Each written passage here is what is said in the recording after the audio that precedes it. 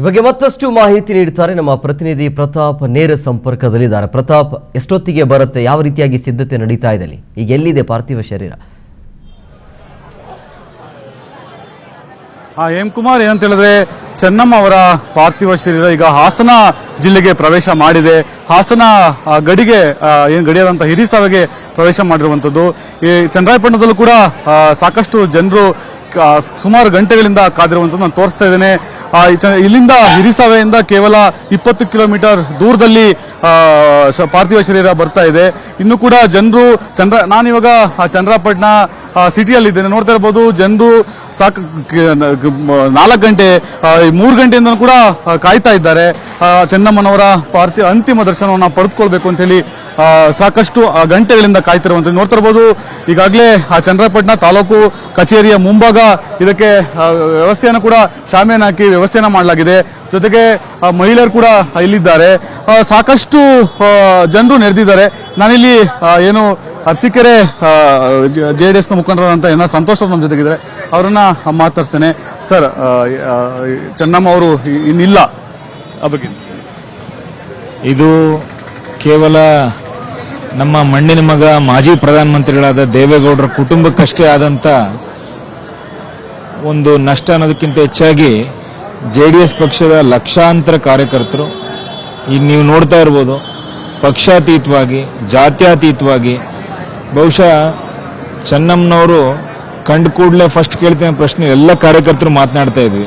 ಊಟ ಮಾಡಿದ್ರ, ಊರೆಷ್ಟೊತ್ತಿಗೆ ಬಿಟ್ರಿ, ಮತ್ತು ವಾಪಸ್ ಎಷ್ಟೊತ್ತಿಗೆ ಹೋಗ್ತೀರಾ, ಜೋಪಾನ ಹೋಗಿ, ಈ ರೀತಿಯಾದಂಥ ಒಂದು ಮಾತೃ ಹೃದಯದ ತಾಯಿ ಇವತ್ತು ಎಲ್ಲರೂ ಕೂಡ ಆ ಒಂದು ನಷ್ಟವನ್ನು ಭರಿಸಲಾರದೆ ನೀವು ನೋಡ್ಬೋದು. ಸಾವಿರಾರು ಜನ ಇವತ್ತಿಲ್ಲಿ ನಾವು ಸೇರಿದ್ದೇವೆ. ರಸ್ತೆಗಳಲ್ಲಿ ಗ್ರಾಮದಲ್ಲಿ ಅಲ್ಲಲ್ಲೇ ಜನ ಕಣ್ಣೀರು ಗರಿತಾ ಈಗಾಗಲೇ ಬರ್ತಿರ್ತಕ್ಕಂಥವರ ಪಾರ್ಥಿವಕ್ಕೆ ವಂದನೆಗಳನ್ನ ಸಲ್ಲಿಸ್ತಾ ಇರುವಂಥದ್ದನ್ನು ನೀವು ಗಮನಿಸ್ತಾ ಇದ್ದೀರಿ. ಬಹುಶಃ ನಮ್ಮೆಲ್ಲರ ಬಯಕೆ ಚೆನ್ನಮ್ಮಾಜಿಯವರು ಮತ್ತೊಮ್ಮೆ ಹುಟ್ಟು ಬರಬೇಕು. ನಮ್ಮ ಹಾಸನ ಜಿಲ್ಲೆಯ ಹೆಮ್ಮೆ ನಮ್ಮ ಪ್ರಧಾನಮಂತ್ರಿಗಳಾಗಿದ್ದಂಥ ಮಾನ್ಯ ದೇವೇಗೌಡರು. ಬಹುಶಃ ನಾವೆಲ್ಲರೂ ದೇವೇಗೌಡರ ಸಾಧನೆಗಳನ್ನ ಅವಲೋಕಿಸ್ತೀವಿ, ಆದರೆ ದೇವೇಗೌಡರ ಜೊತೆ ಹೆಜ್ಜೆಯಲ್ಲಿ ಹೆಜ್ಜೆ ಇಟ್ಟು ಅವರ ನೋವು, ಅವರ ಕಷ್ಟಗಳನ್ನೆಲ್ಲ ಕಣ್ಣಾರೆ ಕಂಡು ಅದಕ್ಕೆ ಕರಗಿ ದೇವೇಗೌಡರಿಗೆ ಧೈರ್ಯವಾಗಿ ನಿಂತಂಥ ಅದೃಷ್ಟ ದೇವತೆ ನಮ್ಮ ಚೆನ್ನಮ್ಮನವರು. ಅವರ ಅಗಲಿಕೆ ಬಹುಶಃ ತುಂಬಲಾರ್ದಂಥ ನಷ್ಟ, ಶಬ್ದಗಳಲ್ಲಿ ಅದನ್ನು ವರ್ಣನೆ ಮಾಡ್ಲಿಕ್ಕೆ ಸಾಧ್ಯ ಇಲ್ಲ. ಆದರೆ ನಾವಿಷ್ಟೇ ಹೇಳ್ಬೋದು, ಚೆನ್ನಮ್ಮನವರು ಇಲ್ಲಿರ್ತಕ್ಕಂಥ ಪ್ರತಿಯೊಬ್ಬ ಕಾರ್ಯಕರ್ತರ, ಪ್ರತಿಯೊಬ್ಬ ಜನತೆಯ ಕಣ್ಣಲ್ಲಿ, ಹೃದಯದಲ್ಲಿ ತುಂಬಿದ್ದಾರೆ. ಅವರು ಭೌತಿಕವಾಗಿ ನಮ್ಮನ್ನು ಅಗಲಿದ್ರು ಕೂಡ ಆ ದೇವರ ಸನ್ನಿಧಾನದಿಂದಲೇ ನಮ್ಮನ್ನೆಲ್ಲರನ್ನು ಆಶೀರ್ವದಿಸ್ತಾರೆ ಅನ್ನೋ ವಿಶ್ವಾಸ ನಮ್ಮೆಲ್ಲರಿಗೂ ಇದೆ. ಮತ್ತೊಬ್ಬರು ಪರಮ ದೇವರಾಜೇಗೌಡರು ಇದ್ದಾರೆ, ಅವರನ್ನು ಮಾತಾಡ್ಸೋಣ. ಸರ್, ಹೇಳಿ ಸರ್. ಚೆನ್ನಮ್ಮನವರ ನಮ್ಮನ್ನು ಅಗಲಿದ್ದಾರೆ, ಆದರೆ ಅವರ ಆದರ್ಶಗಳು ಸದಾ ನಮ್ಮ ಸಮಾಜದಲ್ಲಿ ನಮ್ಮ ಜನಗಳ ಜೊತೆ ಇರ್ತದೆ ಅಂತಕ್ಕಂಥ ಮಾತನ್ನು ಈ ಸಂದರ್ಭದಲ್ಲಿ ಹೇಳ್ತೀನಿ. ಇವತ್ತು ಚೆನ್ನಮ್ಮನವರು ಇಡೀ ಭಾರತ ಖಂಡದ, ನಮ್ಮ ಭಾರತ ದೇಶದ ನಾಗರಿಕತೆಯ ಆದರ್ಶಪ್ರಾಯ ಮಹಿಳೆ. ಆದರ್ಶ ದಂಪತಿಗಳು ಯಾರಾದರೂ ಈ ದೇಶದಲ್ಲಿದ್ದರೆ ಅಂದರೆ ಅವರು ಚೆನ್ನಮ್ಮನವರು ಮತ್ತು ದೇವೇಗೌಡರು ಆದರ್ಶ ದಂಪತಿಗಳು ಅಂತಕ್ಕಂಥ ಮಾತನ್ನು ಈ ಸಂದರ್ಭದಲ್ಲಿ ಹೇಳ್ತೀನಿ. ಚೆನ್ನಮ್ಮನಲ್ಲಿದ್ದಂಥ ಅತಿಥಿ ಸತ್ಕಾರದ ಗುಣ, ಅವರಲ್ಲಿದ್ದಂಥ ದೈವ ಭಕ್ತಿ, ಪತಿ ಬಗ್ಗೆ ಇರ್ತಕ್ಕಂಥ ಭಕ್ತಿ, ಕುಟುಂಬದ ಬಗ್ಗೆ, ಮಕ್ಕಳ ಬಗ್ಗೆ ಇದ್ದಂಥ ಕಾಳಜಿ ಇಟ್ಕೊಂಡಂಥ ದೈವಾಂಶ ಸಂಭೂತ ಯಾರ ಮಹಿಳೆ ಇದ್ದರೆ ಅದು ಚೆನ್ನಮ್ಮನವರು. ಆಮೇಲೆ ಯಾರಿಗಾರು ಅತಿಥಿ ಸತ್ಕಾರ ಮಾಡೋದ್ರಲ್ಲಿ, ಯಾಕೆಂದ್ರೆ ನಾವು 1978ನೇ ಇಸ್ವಿಯಿಂದ ದೇವೇಗೌಡರು ಒಡನಾಟ ಇಟ್ಕೊಂಡು ಅವ್ರ ಮನೆಗೆ ಹೋಗ್ತಕ್ಕಂಥ ಪರಿಪಾಠ ಇಟ್ಕೊಂಡಿದ್ದೀವಿ. ಯಾರು ಇಷ್ಟೊತ್ತಲ್ಲೇ ಹೋದ್ರೂ ಕೊನೆ ಪಕ್ಷ ಊಟ ಮಾಡಿದ್ರು ಒಂದು ಬಾಳೆಹಣ್ಣು, ಒಂದು ಪ್ರಸಾದ ಕೊಡ್ತಕ್ಕಂಥ ಪರಿಪಾಠನಾದರೂ ಚೆನ್ನಮ್ಮನವ್ರು ಬೆಳೆಸ್ಕೊಂಡಿದ್ರು. ಯಾರನ್ನೂ ಹಂಗೆ ಬರಿಗೇಲಿ ಕಳಿಸ್ತಕ್ಕಂಥ ಮಹಿಳೆ ಅಲ್ಲ. ಚೆನ್ನಮ್ಮನಂಥ ಸಾಧ್ವಿ ಮಹಿಳೆ ನಮ್ಮ ಸಮಾಜಕ್ಕೆ ಭಾಳ ಅವಶ್ಯಕತೆ ಇದೆ. ಅವರ ಆದರ್ಶಗಳನ್ನ ನಮ್ಮ ಸಮಾಜದಲ್ಲಿರ್ತಕ್ಕಂಥ ಎಲ್ಲ ಮಹಿಳೆಯರು ಪಾಲಿಸಬೇಕು ಅಂತೇಳಿ ನಾನು ಎಲ್ಲರಲ್ಲೂ ವಿನಂತಿ ಮಾಡ್ತೀನಿ. ಇವತ್ತು ಚೆನ್ನಮ್ಮನವರ ಏನು ನಮ್ಮನ್ನು ಅಗಲಿ ದೈವಾನುರಾಗಿದ್ದಾರೆ, ಚೆನ್ನಮ್ಮನವ್ರನ್ನ ಅಗಲಿಕೆಯನ್ನು ಬರೆಸ್ಕೊಳ್ತಕ್ಕಂಥ ಶಕ್ತಿ ನಮ್ಮ ನಾಯಕರಂತ ದೇವೇಗೌಡರಿಗೆ ಮತ್ತು ನಮ್ಮ ನಾಯಕರಂತ ಕುಮಾರಸ್ವಾಮಿ ಅವರಿಗೆ, ರೇವಣ್ಣವ್ರಿಗೆ, ಅವ್ರ ಕುಟುಂಬ ವರ್ಗದವ್ರಿಗೆ, ನಮ್ಮ ಎಲ್ಲ ಅಭಿಮಾನಿ ಬಂಧುಗಳಿಗೆ ಆ ದುಃಖವನ್ನು ಸಹಿಸ್ಕೊಳ್ತಕ್ಕ ಶಕ್ತಿ ಭಗವಂತ ಕರುಣಿಸ್ಲಿ ಅಂತೇಳಿ ಭಗವಂತನಲ್ಲಿ ಪ್ರಾರ್ಥನೆ ಮಾಡ್ತೀನಿ. ಶಾಸಕ ಬಾಲಕೃಷ್ಣ ಅವರ ಪತ್ನಿ ಇದ್ದಾರೆ, ಕುಸುಮ ಬಾಲಕೃಷ್ಣ ಅವರು. ಮೇಡಮ್, ಹೇಳಿ ಮೇಡಮ್. ಚೆನ್ನಮ್ಮ ಇಲ್ಲ, ಇವತ್ತು ನಿಜವಾಗ್ಲೂ ಕೂಡ ಅಂತಹ ಮಹಾನ್ ತಾಯಿ ಇವತ್ತು ಇನ್ನಿಲ್ಲ ಅನ್ನುವಂಥದ್ದನ್ನು ಕೇಳಿ ನಿಜವಾಗ್ಲೂ ಕೂಡ ಬಹಳಷ್ಟು ಅದನ್ನು ಅರಗಿಸ್ಕೊಳ್ಳೋಕ್ಕಾಗದೇ ಇರುವಂತಹ ಒಂದು ಸಂಗತಿನೂ ಕೂಡ, ಏಕೆಂದರೆ ಬಹಳಷ್ಟು ಹತ್ತಿರವಾಗಿ ಅವರ ಒಂದು ಆಶೀರ್ವಾದ, ಅವರ ಒಂದು ಮಾರ್ಗದರ್ಶನ, ಅವರ ಒಂದು ಸಲಹೆಯಲ್ಲಿ ನಾವು ಬಂದಂಥವರು ನಮ್ಮ ಒಂದು ಕುಟುಂಬ. ಇವತ್ತು ಇನ್ನಿಲ್ಲ ಅನ್ನುವಂಥದ್ದು ಬಹಳಷ್ಟು ದುಃಖವನ್ನು ತಂದುಕೊಟ್ಟಿದೆ. ಏಕೆಂದರೆ ನಿಜವಾಗ್ಲೂ ಕೂಡ ಅವರು ಆ ಒಂದು ಮಹಾತಾಯಿ, ಸಂಸ್ಕೃತಿ ಸಂಸ್ಕಾರದ ಒಂದು ಮಹಾತಾಯಿ. ಅಂಥ ಒಂದು ತಾಯಿಯ ನಿಜವಾಗ್ಲೂ ಕೂಡ ನಮ್ಮ ರಾಜ್ಯಕ್ಕಿನ ಒಂದು ಮಾದರಿಯ ಒಂದು ಮಹಿಳೆಯೂ ಕೂಡ. ಏಕೆಂದರೆ ಭಾಳಷ್ಟು ಹತ್ತಿರವಾಗಿ ನೋಡಿರೋದು, ಭಾಳಷ್ಟು ಹತ್ರ ಅಂದರೆ ತುಂಬಾ ಹತ್ತಿರವಾಗಿ ನೋಡಿರ್ತಕ್ಕಂಥವ್ರು ನಾವು.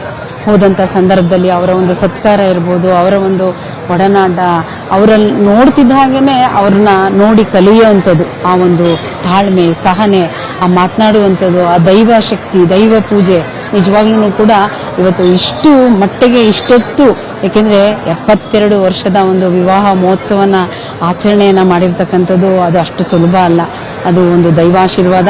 ಇವತ್ತು ಅವ್ರು ಮಾಡಿದಂಥ ಒಂದು ಪೂಜೆ ಪುನಸ್ಕಾರ ಇರ್ಬೋದು, ಪ್ರಾಮಾಣಿಕವಾದಂಥ ಸೇವೆ ಇರ್ಬೋದು, ನಿಜವಾಗ್ಲೂ ಕೂಡ ಇಷ್ಟರ ಮಟ್ಟಿಗೆ ಅವ್ರನ್ನ ತಂದು ನಿಲ್ಲಿಸಿದೆ. ಇವತ್ತು ಬಹುಶಃ ಒಂದು ಹೆಣ್ಣಾಗಿ ಬಯಸ್ತಕ್ಕಂತಹ ಒಂದು ಮುತ್ತೈದೆಯ ಸ್ಥಾನವನ್ನು ಅವ್ರು ಪಡ್ಕೊಂಡಿದ್ದಾರೆ ಇವತ್ತು ನಿಜವಾಗ್ಲೂ.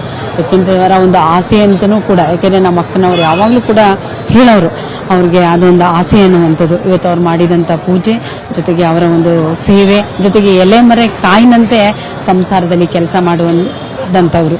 ಇವತ್ತು ಅವ್ರನ್ನ ನೋಡಿ ಕಲಿಯುವಂಥದ್ದು ಬಹಳಷ್ಟು ನಾವಿದೆ.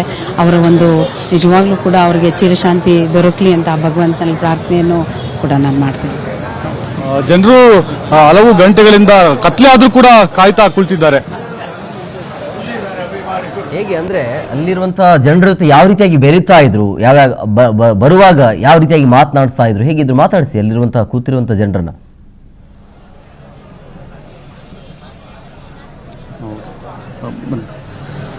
ಇನ್ನೊಬ್ರು ಮಾತಾಡ್ಸೋಣ.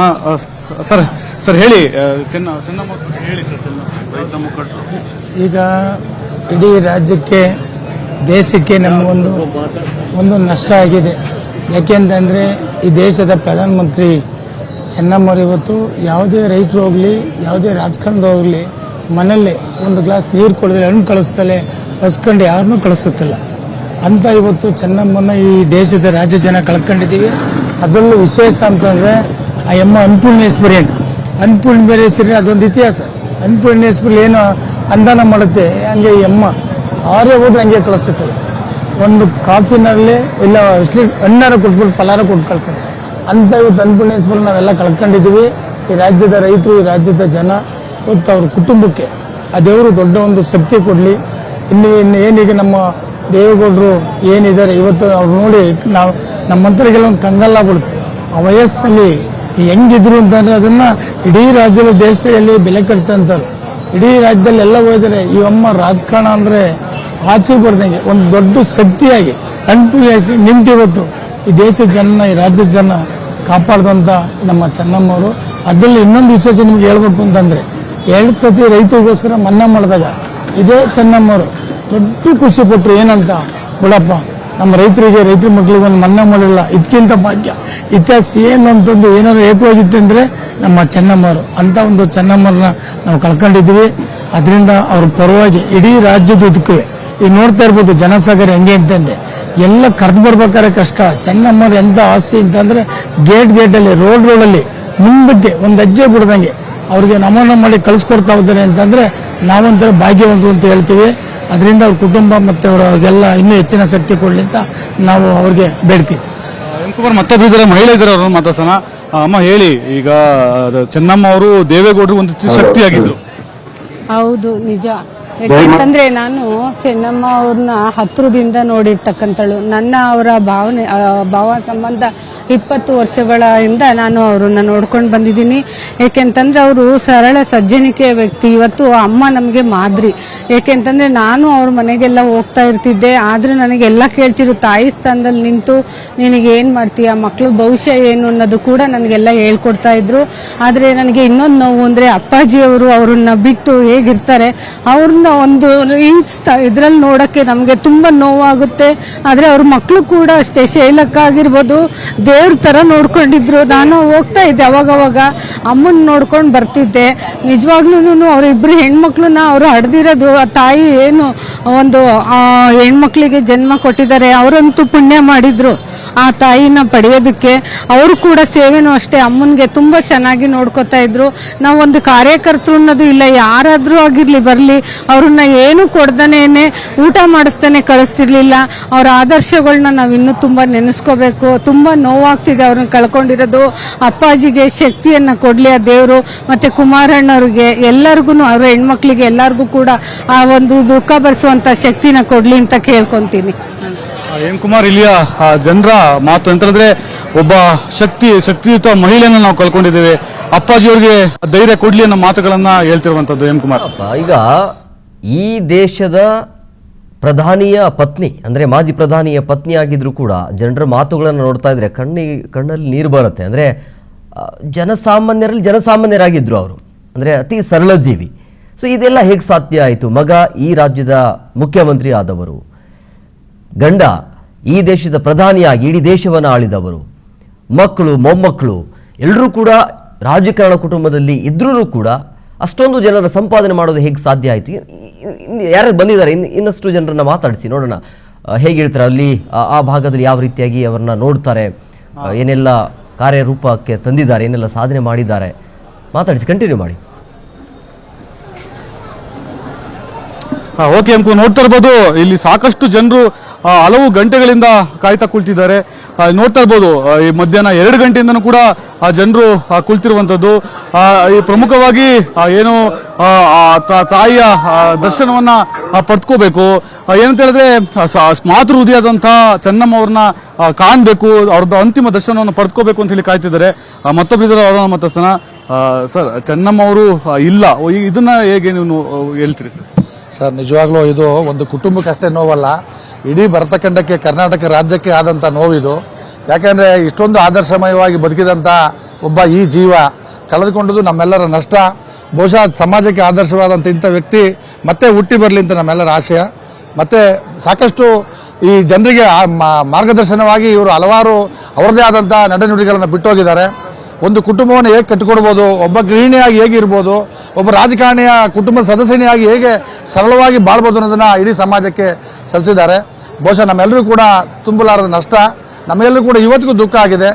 ಹಾಗಾಗಿ ಆ ದುಃಖವನ್ನು ಬರ್ತಕ್ಕಂಥ ಶಕ್ತಿಯನ್ನು ಇಡೀ ನಾಡಿನ ಜನತೆಗೆ ಭಗವಂತ ಕರುಣಿಸಿ ಅಂತ ಬೇಡ್ತೀವಿ ಸರ್. ದೇವೇಗೌಡರ ಶಕ್ತಿಯಾಗಿ ಚೆನ್ನಮ್ಮ ಇದ್ರು ಸರ್, ಇವತ್ತು ದೇವೇಗೌಡರು ಒಂಟಿಯಾಗಿದ್ದಾರೆ ಸರ್. ಖಂಡಿತವಾಗ್ಲೂ ದೇವೇಗೌಡರೇ ಹಲವಾರು ಬಾರಿ ವೀಕೆಂಡ್ ವಿತ್ ರಮೇಶ್ ಅಲ್ಲಿ ಮತ್ತೆ ಹಲವಾರು ಕಡೆ ಹೇಳಿದ್ದಾರೆ, ಅವರಿಗೆ ಚೆನ್ನಮ್ಮಾಜಿಯವರೇ ಒಂದು ದೊಡ್ಡ ಶಕ್ತಿ. ಒಂದು ಯಶಸ್ವಿ ಪುರುಷನ ಹಿಂದೆ ಒಂದು ಮಹಿಳೆಯ ಪಾತ್ರ ಇದೆ ಅಂತಾರೆ, ಅದು ಇಲ್ಲಿ ಸಾಬೀತಾಗ್ತದೆ. ಬಹುಶಃ ಅವರ ಎಲ್ಲ ಯಶಸ್ವಿನ ಹಾದಿಯಲ್ಲಿ ಚೆನ್ನಮ್ಮಾಜಿಯವರು ಇದ್ರು ಅನ್ನೋದನ್ನ ದೇವೇಗೌಡ ಅಪ್ಪಾಜಿಯವರು ಹೇಳಿದ್ದಾರೆ. ನಾವು ಕೂಡ ಅದು ಕಂಡಿದ್ದೀವಿ.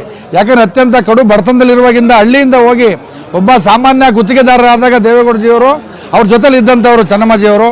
ಬೇಕು ಬೇಡಗಳನ್ನ ಕಟ್ಟ ನಿಷ್ಠುರಗಳ ಮಧ್ಯೆ ಬದುಕ್ತಂಥವ್ರು ಸರ್. ಅವ್ರನ್ನ ಮಾತಾಡ್ತಾನ. ಸರ್, ಈಗ ದೇವೇಗೌಡರ ಶಕ್ತಿಯಾಗಿ ಚೆನ್ನಮ್ಮ ಅವರು ಇದ್ರು, ಒಂದ್ ಕಡೆ ದೈವ ಭಕ್ತರು ಚೆನ್ನಮ್ಮ, ಆ ಬಗ್ಗೆ ಏನ್ ಹೇಳ್ತಾರೆ? ಅದ್ರ ಬಗ್ಗೆ ಹೇಳೋದಕ್ಕೆ ಪದಗಳ ಸಾಲದು. ಯಾಕೆಂದ್ರೆ ಅವ್ರ 72 ವರ್ಷದ ವೈವಾಹಿಕ ಜೀವನನ ನಾವು ಅಲ್ಲಿ ತನಕ 72 ವರ್ಷ ನಮ್ಮ ಜೀವನ, ನಾವು ವಯಸ್ಸು ನಮಗೆ ಅಲ್ಲಿ ಗಂಟ ಇರ್ತೀವಿ ಅನ್ನೋದೇ ಡೌಟ್ ಇದೆ ನಮಗೆ. ಆ ದೈವ ಭಕ್ತಿ, ಅವ್ರು ಬೆಳಗಿನ ಜಾವ ಎದ್ದು ಆಮೇಲೆ ಮನೆಗೆ ಹೋದಾಗ ಯಾವುದೇ ವ್ಯಕ್ತಿ ಬರಲಿ, ಯಾವುದೇ ಸಮುದಾಯದ ವ್ಯಕ್ತಿ ಬರಲಿ, ಯಾರೇ ಬರಲಿ, ಅವರಿಗೆ ಅನ್ನಪೂರ್ಣೇಶ್ವರಿಯಾಗಿ ತೀರಾ ತಿಂಡಿ ಮಾಡಲಾದ್ರು ಬಾಳೆಹಣ್ಣು ಕೊಟ್ಟಾರು ಕಳಿಸೋ ಒಂದು ಸಂಸ್ಕೃತಿನ ಬೆಳೆಸಿದಂಥ ತಾಯಿ ಇನ್ನೂ ಒಂದು ಶತಾಯುಷಿ ಆಗಬೇಕಾಯ್ತದ ನಮ್ಮೆಲ್ಲ ಇಡೀ ಕರ್ನಾಟಕ ಜನತೆಯ ಒಂದು ಆಶಯ. ಆದರೆ ದೇವರು ಬೇಗ ಅವರ ಸ್ವರ್ಗಕ್ಕೆ ಕರ್ಕೊಂಡ. ಆ ದುಃಖವನ್ನು ಭರಿಸಲು ಅವರ ಕುಟುಂಬಸ್ಥರಿಗೆ ಎಲ್ಲ ಶಕ್ತಿ ಆ ದೇವ್ರು ನೀಡಲಿ ಅಂತ ಈ ಮೂಲಕ ಕೇಳ್ಕೊತೀನಿ. ಸರ್, ಹೇಳಿ ಸರ್, ಎಷ್ಟು ತಿಂದ ಚೆನ್ನಮ್ಮ ಅವರ ಅಂತಿಮ ದರ್ಶನ ಕಾಯ್ತಿದ್ದೀರಾ ನೀವು? ಸರ್, ನಾವು ಬೆಳಿಗ್ಗೆ 12 ಗಂಟೆಗೆ ಬಂದೆವು ಸರ್. 12 ಗಂಟೆಗೆ ಕೂಡ ದರ್ಶನಕ್ಕೆ ಕಾಯ್ತಾ ಇದ್ದೀವಿ. ನಮ್ಮ ಚೆನ್ನಮ್ಮನವರು ಅನ್ನಪೂರ್ಣೇಶ್ವರಿ, ಲಕ್ಷಾಂತರ ಜನಕ್ಕೆ ಅನ್ನ ಹಾಕಿದಂಥ ಭಾಗ್ಯಲಕ್ಷ್ಮಿ ಮತ್ತೊಮ್ಮೆ ಹುಟ್ಟಿ ಬರಲಿ ಅಂತ ನಾನು ಅವರನ್ನು ಆಶಿಸ್ತೇನೆ. ಇಲ್ಲ ಪರವಾಗಿಲ್ಲ ಇಲ್ಲ. ಸರ್, ಹೇಳಿ. ಇದು ಜನರ ಅಭಿಪ್ರಾಯ. ಮತ್ತೊಮ್ಮೆ ಚೆನ್ನಮ್ಮ ಹುಟ್ಟಿ ಬರಲಿ ಅನ್ನೋ ಅಭಿಪ್ರಾಯವನ್ನು ಹೇಳ್ತಿರುವಂಥದ್ದು ಎಂ ಕುಮಾರ್.